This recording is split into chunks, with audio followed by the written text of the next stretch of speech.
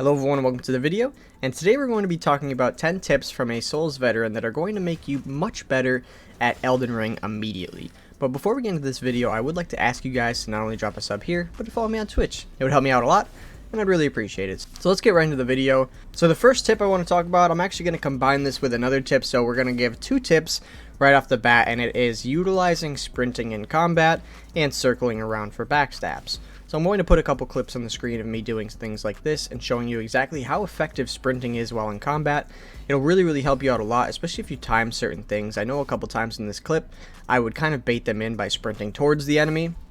They would attack me, and then I would kind of like sprint away. Just as soon as I saw that they were doing the attack animation, I would quickly turn around and do a quick circle so that I would dodge the attack and go back and hit them with a running attack. So you could see it done here. It's kind of hard to explain, but you guys will get the gist once you see it actually done. But basically, sprinting while in combat is very effective, especially when you're trying to take out multiple enemies at once, because movement is very important, especially when, like I said, there's so many enemies around you. You have to be able to move in and out and kind of bob and weave and hit people one at a time and kind of separate them, and sprinting is perfect for that, especially since in this game it's a lot like Dark Souls 3, where you are actually able to sprint while in combat and also sprint while the target is locked. And the next thing I want to talk about, like I said, is circling around for backstabs. So if you guys are a shield player, all you have to do, it's a very easy strategy, is just you hold your shield button and you circle around the enemy. This is especially useful for people with shields. You know, those spear guys with shields that are incredibly irritating. All you have to do is just circle around them. They'll eventually hit. You can get directly behind them and you can backstab them easily. This is a strategy that's been done since Dark Souls 1, and it will continue to be done because it is incredibly effective. So tip number 3 for you guys is holding down on the D-pad will actually bring you to the start of your consumable tab. This is actually very useful because a lot of times, obviously, people have their healing as the first slot. So if you have a lot of items in your consumables, you can just hold down, get to the start very quickly, and heal. And tip number 4 for you guys actually has to do with healing as well, but I'm not sure if you guys know this, but this is a feature since Dark Souls where if you are in danger or if you are in combat, a boss fight, whatever the case may be, you can actually rapid heal by spamming the heal button, square on controller obviously, and if you do that, you will be able to heal rapidly. It's very good if you're low health and you don't have a lot of time.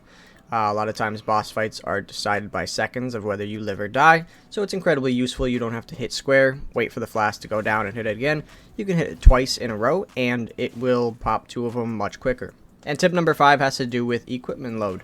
So if a lot of you guys are new, you will not be familiar with the equipment load system, but basically it is a number to determine how heavy the equipment that you have on your body is. So as you can see here, when I put on this greatsword, I have a fat roll. And this basically means that I roll very slowly, it's not efficient, and you never want to have this. So just make sure that you are optimizing your equipment to be the heaviest it can be while still maintaining a quick roll. So with tip number 6, this is actually a basic one that is often overlooked, but if you look on the left side of your screen, you will actually see a tombstone occasionally, and this is basically the areas in which you are able to summon your wolves or whatever summons you have.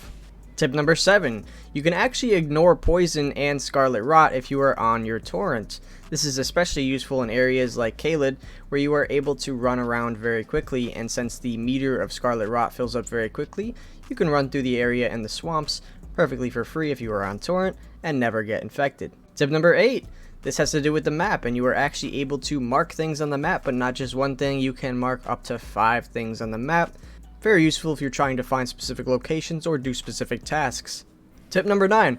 So for this tip, there are actually map fragments that can be found all the way on the map, and obviously if you do not already have these, then the map will be kind of a grayed out or almost a brownish tint, but you can always see the trails, and along these trails you will see a little kind of pillar thing, and if you see that pillar, you know that is where the map fragment is going to be, so you can find it very easily and you don't have to look it up or do any discovering.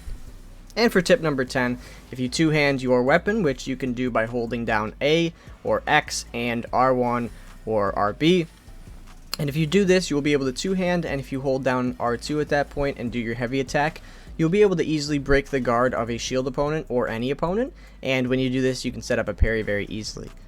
So those are all the 10 tips, but I will throw in a little bonus one that is just kind of a miscellaneous tip, and this is the skulls that you see on the ground. If the skulls are actually glowing, you'll be able to roll into them or attack them or walk over them with torrent, and when you do that they will break and you will be able to actually get some runes out of it. So just make sure you're doing that. It's not a lot of runes, but you know, it builds up over a while, especially if you do it all the time. You'll get more and more, so it is very useful.